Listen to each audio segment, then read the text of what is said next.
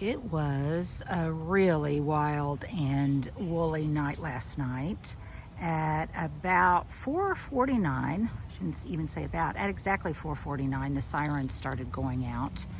We have a really good notification system here in Oklahoma prior to a tornado, and it went off at about 4:49 and said that there were just a number of tornadoes in the area, lots of very, very heavy rain and very high winds. And we had that last night, and we had it the night before and the afternoon before that.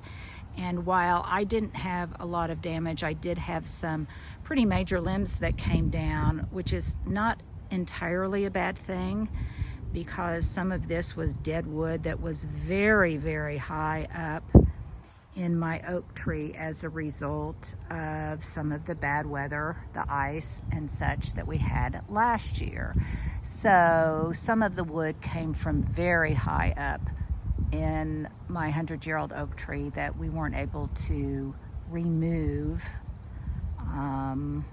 with really pruners or a bucket or anything like that. So the fact that it came down and didn't harm anything is not necessarily a bad thing, but there is a lot of storm damage kind of around the city. I just talked to a friend of mine who lives a little bit closer to downtown. She lost a window, had some major limbs that came down, and there was a lot of tornadic activity in Norman, where the University of Oklahoma is. They're still recovering from a major, major hailstorm last spring.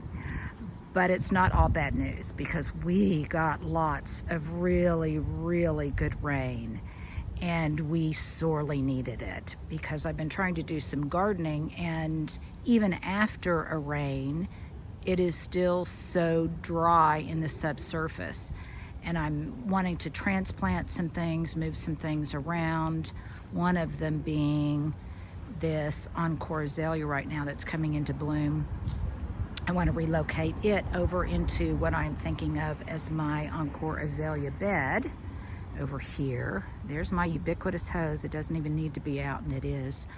But the ground has just been too dry and too hard. So with this heavy rain that we got, and it brought in clear skies, clear air, it was just a great cleansing for the atmosphere, which is wonderful. Slightly cooler temperatures, and even though we may have some more serious weather coming in, nevertheless the rain was just so appreciated. You can see that these encore azaleas are starting to put on buds, and that's exciting. And more importantly, they'll put on a show next spring, because this was the area that got decimated from the ice storm. Something else that I'm going to be doing here in the next few days, all of this is foxglove, and I just casually sprinkled some seed over here, and it turned out to be just the optimal place for it to germinate and grow up. And so I have all sorts of starts of foxglove that I'll leave some here, but I'll move some around to the front and the back, and you can see the density and how badly it needs to be divided.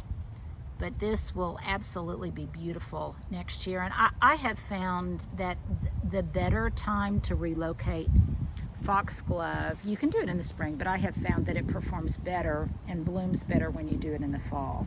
So I'm going to be working on that and on this little patch of encore azaleas here.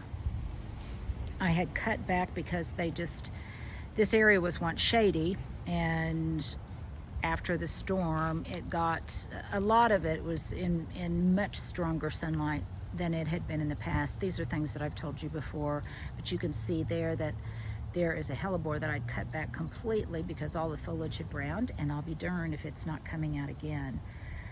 So it doesn't look the way it did before, but nevertheless, it is starting to mature in this new area.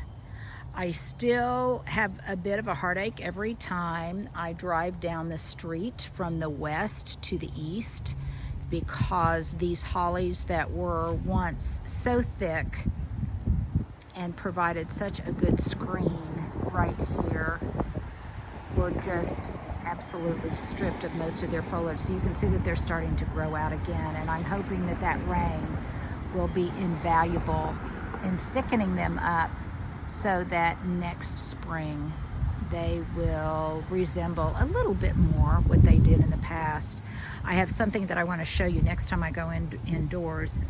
You'll recall that I kept, this was one of the huge branches, trunks that came down. It was almost too heavy to move, and so I decided to leave it in place because it had kind of a woodsy quality.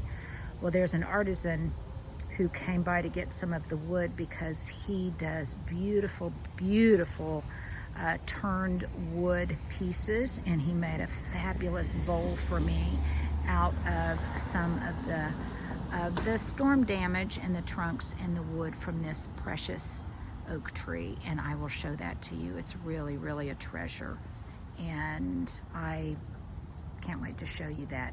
So it's just another day in Oklahoma neighborhood. We didn't have very much bad weather in the spring.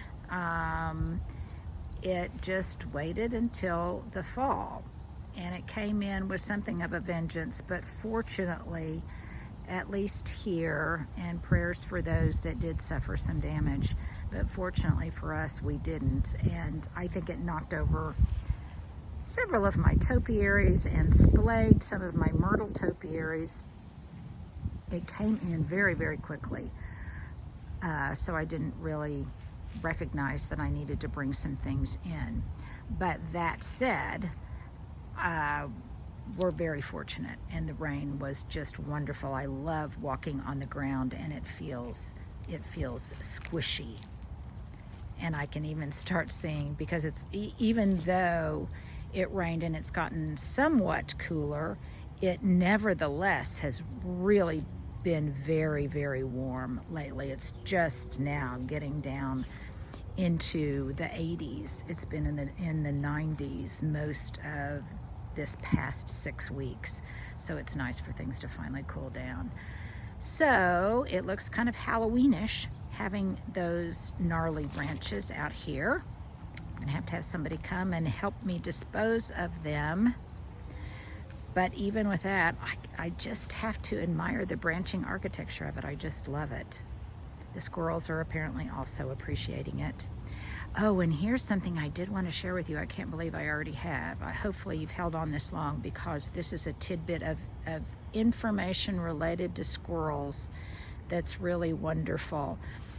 And someone, I think it was in the UK, recommended that as a deterrent to put mentholatum on our pumpkins, and I did, and it seems to be working. They don't like the scent of the mentholatum. So it also gives them kind of a glossy finish. And by the way, I didn't put a whole lot on. I just gave it a very gentle smear of it around the top, around the collar, and apparently that was sufficient to deter those dastardly squirrels. So there's some good news, and my tip for the day is use mentholatum to try to deter those squirrels. So there's not a lot of mums or anything in bloom, but nevertheless, the pumpkins still look nice, and we're looking forward to enjoying these cooler temperatures and being outside more. So happy hump day, you guys. Enjoy the rest of your week.